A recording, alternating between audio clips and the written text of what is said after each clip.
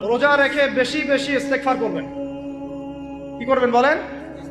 রোজা রেখে বেশি বেশি ইস্তেগফারের সবচেয়ে ছোট্ট বাক্যটা হচ্ছে আস্তাগফিরুল্লাহ ওয়া আতুবু ইলাইহি। কি বললাম বলেন? আস্তাগফিরুল্লাহ ওয়া আতুবু ইলাইহি। এইটুকু পারা যাবে না? দিনে কমপক্ষে 100 বার। কতবার?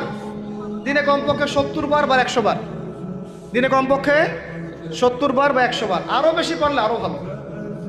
ওই যে হিসনুল মুসলিম একটা বই আছে না, বা কিতাবুজ জিকির, কিতাবুদ দোয়া, আল আসকার, এমন অনেক বই পাওয়া যায়।